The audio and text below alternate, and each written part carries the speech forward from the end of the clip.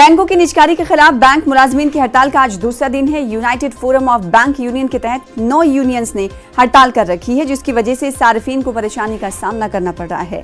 वाज़ेह है कि आम बजट की खिताब में वजीर खजाना निर्मला सीतारमण ने कहा था कि हुकूमत इस साल 2 सरकारी बैंकों और एक बीमा कंपनी की निजकारी करेगी, जिसके खिलाफ बैंक यूनियन आज भी एहतजाज कर रहे हैं। बैंकों की निजकारी के खिलाफ बैंक मुलाजमीन ये एहतजाज कर रहे हैं। आपको बता दें कि बैंक हड़ताल कर रहे बैंक मुलाजमीन का कहना है कि दरअसल ये हड़ताल उनकी हड़ताल नहीं है, बल्कि ये सारिफीन के लिए हड़ताल है, यानी आवाम के लिए हड़ताल कर रहे हैं ताकि आने वाले दिनों में उन्हें परेशानियों का सामना ना करना पड़े। और इस हड़ताल की वजह से चूंकि आवाम को परेशानी का सामना करना पड़ रहा है, इसका यूनियंस को बखूबी अंदाजा है। इसके बावजूद उनका कहना है कि देरपा असरात इसके ना हो, इसलिए आज एहतजाज करना बहुत जरूरी है। अनिल कुमार हमारे साथ, हमारे नुमाइंदे जुड़ रहे हैं इस खबर पर दिल्ली से। अनिल, आज भी बैंक यूनियन का एहतजाज जारी है, हड़ताल जारी है। इस बीच जो आवाम है उन्हें जाहिर सी बात है परेशानी का सामना करना पड़ रहा होगा। बैंक मुलाजमीन का आज के दिन एहतजाज कर रहे लोगों का क्या कुछ कहना है कि क्या अब उनकी मांगे अगर नहीं मानी जाती हैं, उनके मुतालिबात को नहीं माना जाता है, तो क्या आगे भी वो इस हड़ताल को जारी रखेंगे?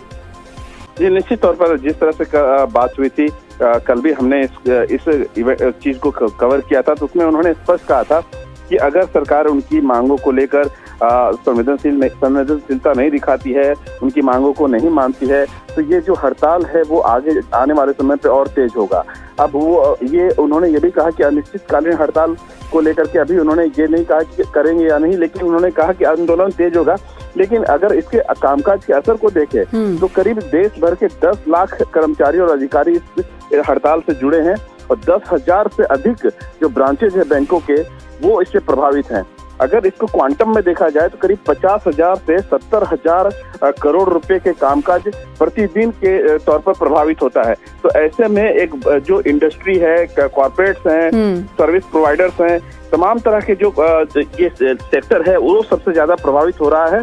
कई लोगों को हमने देखा कि जब बैंक पहुंच जाते हैं जिन्हें हड़ताल के बारे में जानकारी नहीं थी, तो बैंकिंग कामकाज जो उनकी जरूरतें हैं उनको लेकर के वो जब बैंक ब्रांच पहुंचते तो उनको मायूसी हाथ लगी कल भी, और आज भी उनको ऐसे लोगों को मायूसी हाथ लगेगी। हालांकि अब तक पूरे देश जान चुका है कि बैंकों में हड़ताल है, तो ऐसे में जो कामकाज है वो सबसे ज्यादा प्रभावित है। हालांकि संसद में अनुराग ठाकुर जो वित्त राज्य मंत्री है, उन्होंने स्पष्ट कहा था कि जो ये पीएससी का जो निजीकरण किया जा रहा है या डिसइन्वेस्टमेंट किया जा रहा है, इसके पीछे उन्होंने कारण गिनाए थे ताकि एफिशिएंसी आए, जो प्राइवेट इन्वेस्टमेंट है वो बढ़े, जो एम्प्लॉयमेंट अपॉर्चुनिटी है वो बढ़े।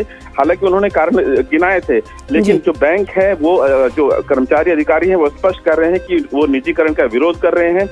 सरकार ने जो बजट है उसमें भी अनाउंस किया था कि आईडीबीआई बैंक के साथ साथ 2 सरकारी बैंकों का निजीकरण किया जाएगा और एक जनरल इंश्योरेंस कंपनी का निजीकरण किया जाएगा। तो ये हड़ताल उसी के विरोध में है और आने वाले समय पे देखना होगा। इस हड़ताल में अहम बात यह है, जैसा कि किसानों के हवाले से कानून लाया गया और किसानों को मंजूर नहीं, और बैंक मुलाजमीन के हवाले से फैसला लिया गया लेकिन बैंक मुलाजमीन को मंजूर नहीं।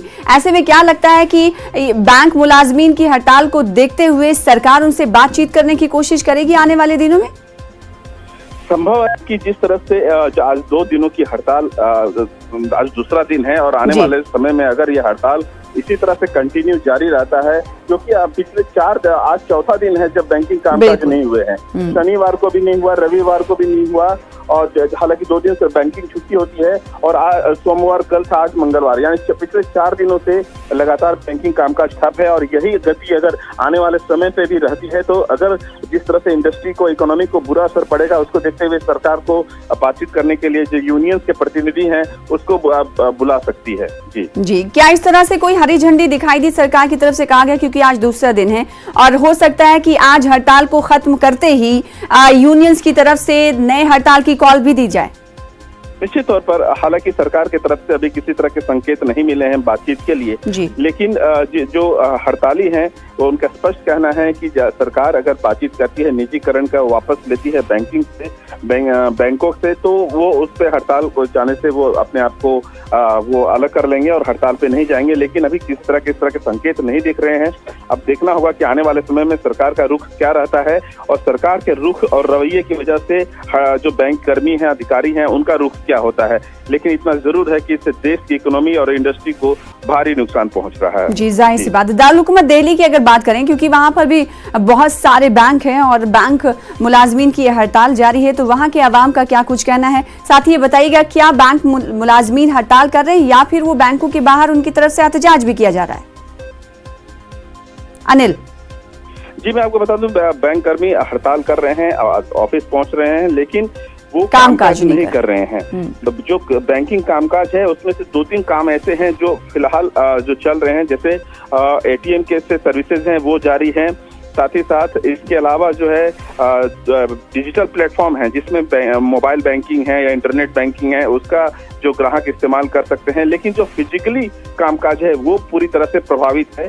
चेक क्लियरेंस की बात हो, जमा और निकासी की बात हो, या अन्य जो लोन से संबंधित जो कामकाज हैं वो पूरी तरह से ठप है।